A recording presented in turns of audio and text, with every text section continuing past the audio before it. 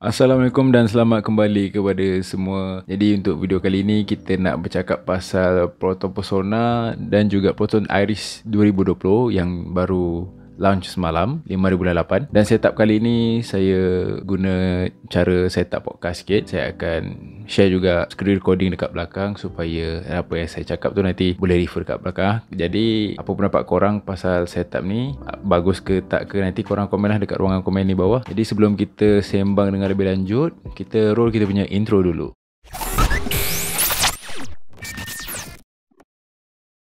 Okey, yang pertama sekali kita tengok model Proton Iris 2020. Kita tengoklah apa yang baru. Tapi kita mulakan dulu dengan dia punya variant lah. Macam kat sini korang boleh tengok. Sekarang ni yang tinggal hanya ada variant standard, itu 1.3, executive dan juga active. Yang dulunya premium tapi sekarang dia dah tukar kepada active. Active ni dia lebih kurang macam konsep crossover lah. Hatchback Proton Iris ni dia letak DNA SUV sikit, nampak macam rugged ataupun active lifestyle lah. Transmisi manual untuk yang Iris 2022 ni dah tak ada. Diorang pakai CVT sahaja semuanya. Jadi kepada peminat manual transmission kat luar sana, Proton dah tak offer lagi. Jadi kalau korang nak manual, korang kena cari yang second hand punya ataupun generasi-generasi yang sebelum ni lah. Okay, kita tengok 1.3 punya standard. Harga dia yang ni tanpa insurans ya, bermula dengan 40,800 ya. Okay, kalau untuk executive 1.6 47,800 dan juga yang aktif 54,800 dan 55,000 lah macam tu. Jadi kita akan go dengan dia punya design luaran lah, apa yang terbaru ada dekat Proton Iris ni. Okey, jadi kita nak tengok rupa luaran Proton Iris Active 2022 ni. Okey, macam korang boleh tengok, ini adalah pattern crossover yang mana diorang implement tema-tema SUV dekat kereta hatchback ni dengan cladding yang betul-betul besar. Lepas tu dia punya cladding ni dia ada pattern rivet sikit macam masa zaman Satria GTI tu. Okay, kita mulakan dengan bahagian depan ni. Depan ni dia punya logo Proton yang baru lah, iaitu logo Proton bulat. Lepas tu kalau kita zoom sikit, kita boleh nampak Infinite Wave yang baru. Ada perubahan sikit lah dia punya Infinite Wave ni. Lepas tu dia ada accent trimming warna merah ni. Dia inspirasinya ambil daripada Proton X50 ya. Okay, lepas tu dia ada casing lampu depan dia sama je, cuma bahagian casing dalam dia, casing bahagian dalam dia lain sikit. Dia ada perubahan sikit, nampakkan dia lebih sepet. Lampu depan dia ni LED. Lepas tu dia ada DRL dekat bawah ni. Dia punya front sensor dia dekat bahagian fog lamp ni. Cladding untuk bahagian depan ni kita boleh tengok diorang colorkan dengan warna silver lah. Nampak macam lebih kurang kereta-kereta SUV yang ada skip plate silver kat bahagian bawah ni saja kan. Tapi ni dia tak ada, warnakan sekali dengan keseluruhan overall underbreeder punya cover ni. Okey, dekat bahagian bumbung dia kita boleh tengok bumbung dia dikalakan dengan warna hitam, sama juga dengan dia punya spoiler warna hitam. Dia pakai shark fin antena dan dia ada juga roof rail. Roof rail ni tak sure sama ada berfungsi atau tidak. Pada saya macam lebih kepada kosmetik lah. Okey, sekarang kita pergi pula dekat bahagian tepi dia. Kalau boleh tengok, ni adalah bahagian tepi. Cladding yang penuh dengan style rivet masa zaman Proton Satria GTI tu. Dan sekarang kita pergi pula dekat bahagian belakang Proton Iris ni. Dia sama juga macam pre-facelift yang sebelum ni. Tak ada banyak sangat perubahan kecuali ada emblem aktif kat bahagian kiri.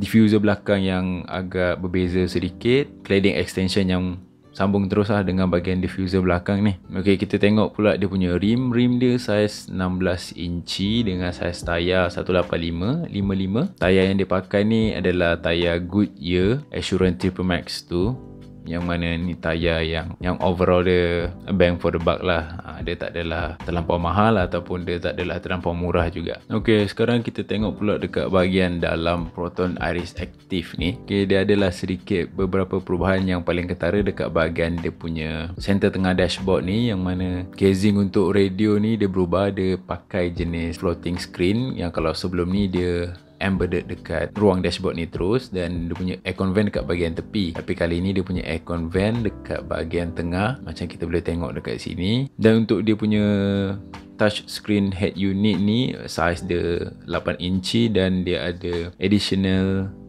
voice command high proton tu, yang mana dia boleh kawal aircon, dia boleh kawal tingkat bahagian driver, lepas tu dia boleh kawal navigation, radio, dia boleh buat call lah. Tu semua masih standard macam sebelum ni. Okey, lagi kalau kita boleh tengok yang baru kat dia punya trimming silver ni, dia dah colourkan dengan warna merah untuk iris aktif ni, dekat bahagian radio, dekat bahagian center console dia, dekat lining dia punya aircon vent kiri kanan ni pun ada juga. Lepas tu dia punya seat pun jenis seat yang baru, semi leather tak silap, dia campuran antara leather dan juga fabric dekat tengah ni, dan design dia ada design baru jugalah.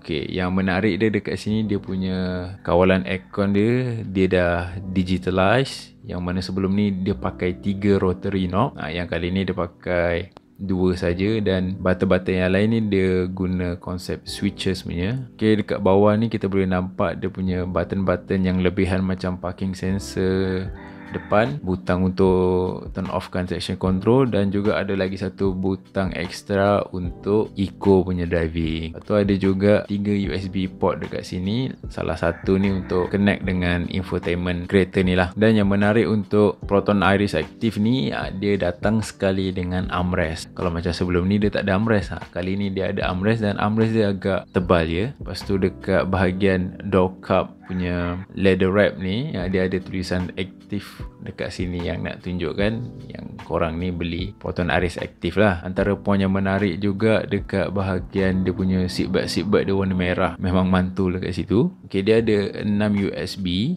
tadi 3 dekat depan, 1 dekat dengan rear view mirror ni. USB ni memudahkan untuk kepada sesiapa yang nak pasang dashcam lah, tak perlu tarik wayar panjang-panjang masuk sampai dekat power socket. Dan yang ini pula diorang bagi juga sport pedal, nampaklah macam sporty sikit dengan konsep Proton Iris Active ni. Dan lagi 2 USB ni untuk penumpang belakang yang dia terletak dekat bahagian center console ni. Okay, sekarang kita cakap pasal Proton Persona 2020 pula. Okay, kita tengok, mula-mula kita tengok dia punya pricing, dan kita tengok apa yang barulah dekat Proton Persona ni. Proton Persona sama juga, dia ada 3 variant, dia ada standard, executive dan premium. Semua CVT 1.6, tak ada manual dah. Okay, harga dia mula dengan 45,800, untuk eksekutif 50,800, dan untuk premium pula 55,800. Okey, kita mulakan dengan dia punya rupa luaran. Yang pertama saya boleh nampak dia punya bumbung tu warna hitam, dan sama juga macam Iris tadi, cuma perbezaan bumper dia tu ada beza sikit lah, dia tak ada cladding.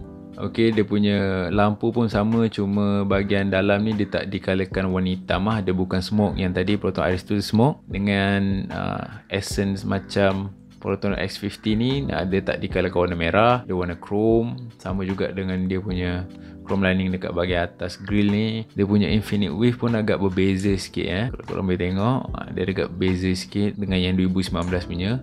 Pakai logo Proton yang sama, ada front sensor depan juga, dan bentuk underbreeder yang pada saya agak eksekutif, agak elegan lah. Kalau macam Iris Active tu dia more kepada sporty, tapi yang Persona ni more kepada elegan, eksekutif punya lifestyle. Okay, bahagian belakang dia pun sama, cuma ada perubahan sedikit lah dekat bahagian diffuser ni. Yang saya perasan kat sini, fog lamp dia dah tak ada. Dia orang dah buang fog lamp. Kenapa Lepas tu dekat bahagian cladding hitam ni, dia ditarik sampai ke tepi bahagian bumper belakang ni. Cuma bentuk rim kali ni dia agak berbeza sikit. Saiz 16 inci. Saiz tayar sama juga macam Iris tadi, 185/55. Pada saya bentuk yang ni lawas sikit lah daripada yang Iris tu. Jadi kita tengok yang bahagian interior pula. Perubahan yang paling ketara adalah dia punya leather seat warna brown, matching dengan warna hitam dalaman kereta ni. Dia dah tak ada ya two-tone colour bawah warna putih, bagi nak wujudkan satu suasana yang luas. Dia tak ada dah, ni semua just black, all black. Dan trimming warna merah macam dekat Iris tu, sekarang ni dia dah warna silver. Tempat USB port pun sama, function radio pun sama, yang lain tu semua sama lah dengan Iris, tak ada perubahan sangat. Cuma yang paling ketara adalah warna seat dia, warna brown, yang mana pada saya dia betul-betul dapat wujudkan feeling elegan dan eksekutif dekat sini. Okey, itu saja untuk sembang kali ini pasal Proton Iris 2022 dan juga Proton Persona 2022. Jadi apa pendapat korang? pasal Proton Iris dan juga Proton Mesona ni. Korang suka ke tidak dengan perubahan-perubahan yang Proton dah lakukan? Okay, korang boleh tinggalkan korang punya pendapat semua dekat ruangan komen di bawah. Jangan lupa untuk like, share dan subscribe. Semoga kita berjumpa lagi dalam video akan datang. Assalamualaikum dan adios.